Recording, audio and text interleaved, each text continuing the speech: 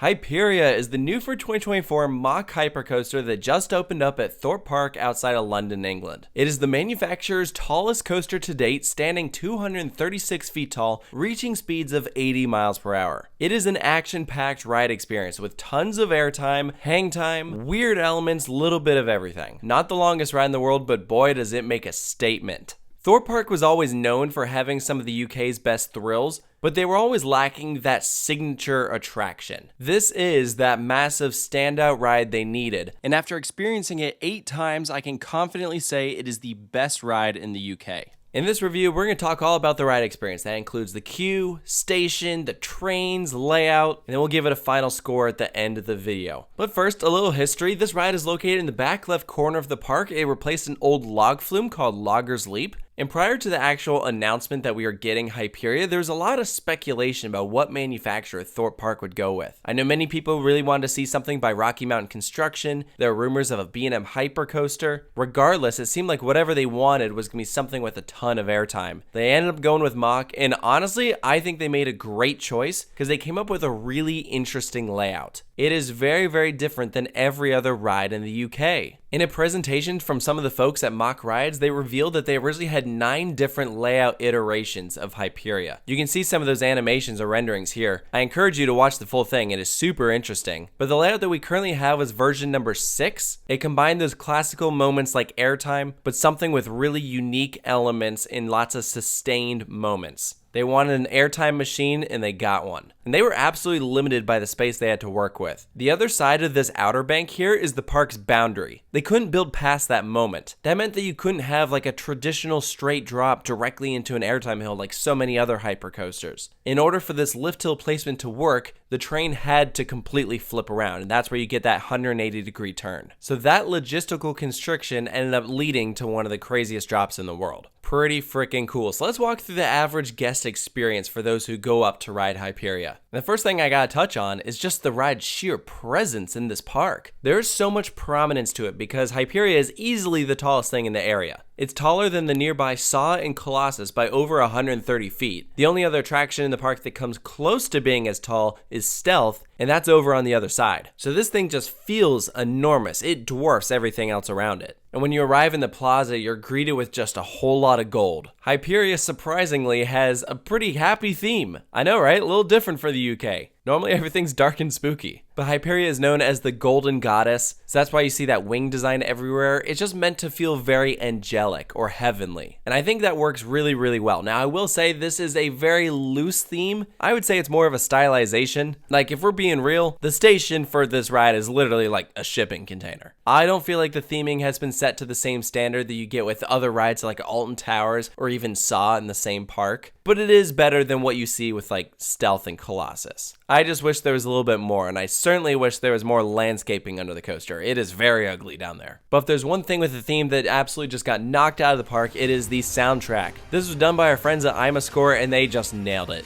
You'll hear it playing throughout the queue, in the station, even as you're going up the lift hill, and it just gets you all amped up. It is so exciting. I can't think about Hyperia without also hearing the soundtrack in my head, and that's how you know they did a good job. Now, as you arrive at Hyperia Station, the idea here is that you are fearful, and once you experience Hyperia, you are fearless. Hence their tagline, Find Your Fearless. It's a darker station lighting-wise, but the vibes are there. Every time a train dispatches and returns to the station, there's really cool lighting effects, the music is blasting, there's smoke coming out from underneath the track. It is a performance. Again, it just gets you amped up. If there is a downside to Hyperia, is that there isn't really much of a front row queue. There's a grouper that assigns rows, so this is definitely one of those attractions that you have to ride multiple times if you want to get that preferred seat. It's really just luck of the draw. I will add one of the options for queuing for Hyperia is a single rider line, and I found that more often than not, when you waited in the single rider line, you were put towards the back. I'm not sure why, but that did seem to be a repeated pattern, so that could work in your favor. As the gates open, you'll put your loose items on the other side, the flaps will close, you'll pull down your single lap bar. This is the same seating and lap bar design as what you get on all of Mach's other big roller coasters such as Blue Fire, Icon, DC Rivals, etc. They're very, very comfy seats. It like hugs your body. Unfortunately though, some of the trains on Hyperia are smoother than the others. From what I understand, Train 1 runs better than Train 2.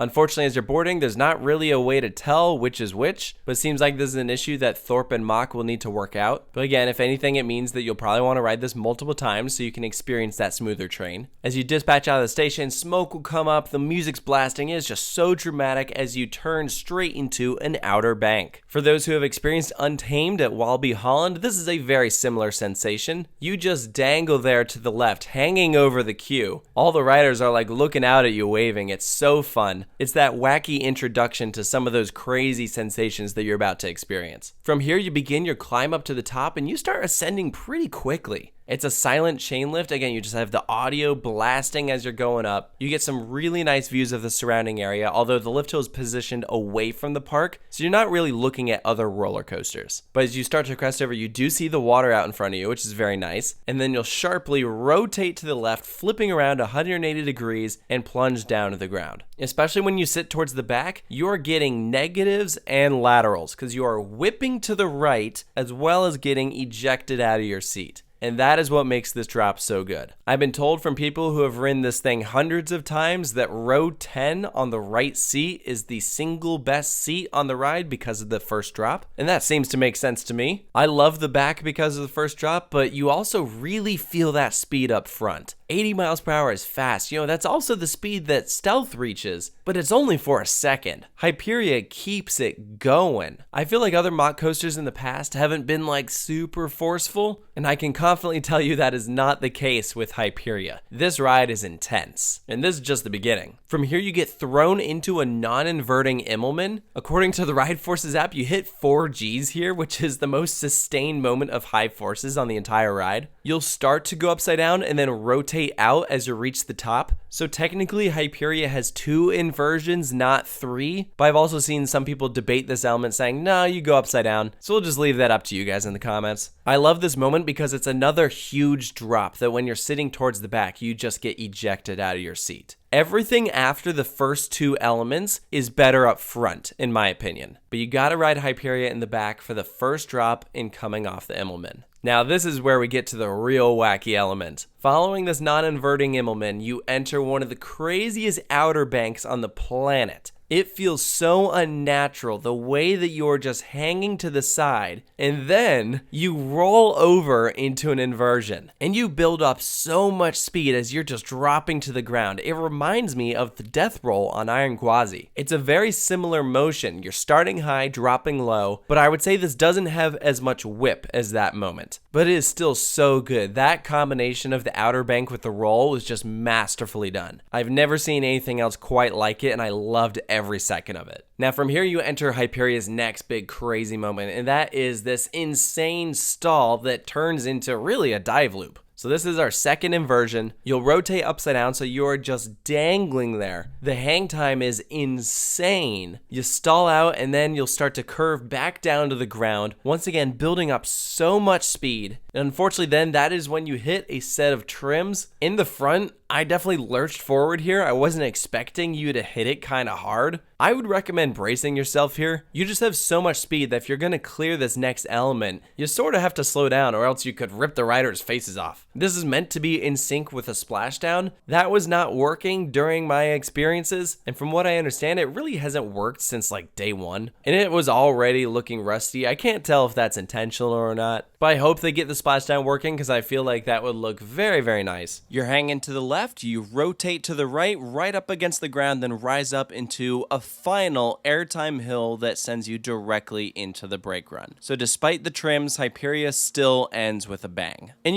when you look at the ride experience as a whole, it may only have like 5 big elements, but they're all dang good moments. I hit the brake run for my first time like drained. This thing takes a lot out of you. It's probably good that this ride gets a long line because if you just do it back to back to back, it'd be exhausting. I also think if you're riding on the not so smooth train, it'd probably be more likely to take a lot out of you. That shake is absolutely more noticeable in the back. I would say the bottom of the first drop has the most vibration to it, which makes sense. That's where you have like in theory the most G-forces. The shake did not stop me from wanting to just ride this thing over and over and over again. It was more so just a little annoying because it is a brand new roller coaster and it feels like it should not be there. But the other thing that I thought was super interesting was the more that I rode Hyperia, I really picked up on how much the ride time varied depending on when you experience it. There's probably like a 9 to 10 second difference between your morning ride and your ride at the end of the day. Empty trains like crawl through that Outer Bank. That's why Hyperia valleyed at one point. It's sort of what happens when you're going from like high to low, then high to low so suddenly. So if the line is really bad when you're going and you have to choose when to take your ride, I would say wait till later in the day. But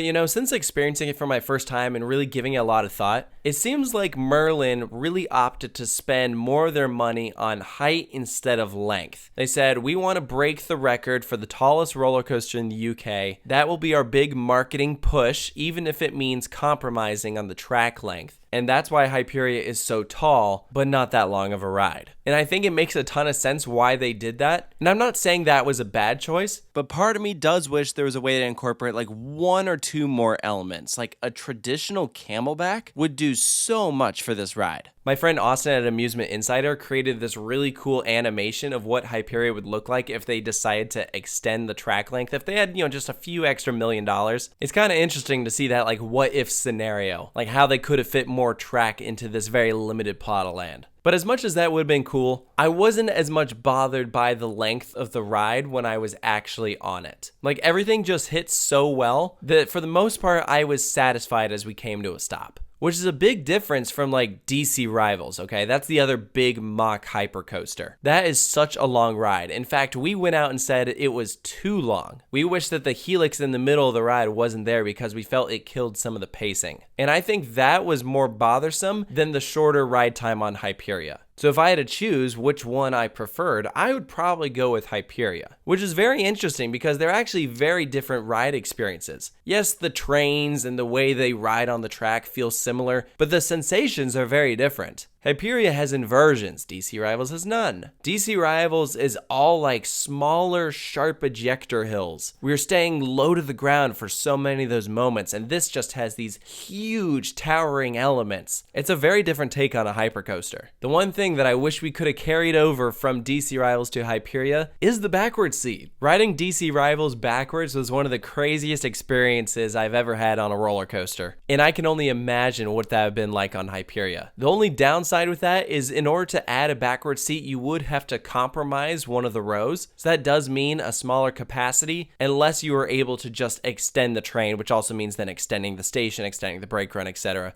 AKA a lot more money. And due to the line that Hyperia gets, I'm not the least bit surprised that they decided not to compromise on capacity. The operations on Hyperia are great, but it felt like Hyperia should have been designed to accommodate 3 trains. As we were waiting to board, I noticed that the station was empty like a third of the time because those operators are just pushing out the trains, that you're spending all this time waiting for the previous train to come back into the station, and that brake run is slow moving. I think this thing could have supported a higher throughput. Build in just a bit of a longer brake run so you can fit an extra train, and then you don't need all that downtime where you're waiting for the previous train to come back. From what I understand, Hyperia has an hourly capacity of 800 people per hour, which is not amazing for a big headliner. And taking on average 40 to 50 seconds to move from the brakes into the station is just not the best optimization in my opinion. But in the long run, these are all just minor details. I think when you really focus on what they did get, it's a world-class coaster. It is absolutely one of the best rides in Europe, and you should come out to Thorpe Park to experience it. I was really impressed. It was worth the wait. Thorpe Park deserved a great headliner, and they got one. So for the attraction's final score, I'm giving it a 9 out of 10. Not a perfect coaster, but a dang good one. So let me know down in the comments below what you think of Hyperia at Thorpe Park, if you agree with the points that I brought up. And if you think there's anything I missed, be sure to post that down below. And stay tuned for more reviews here at Coaster Studios, and I'll see you next time.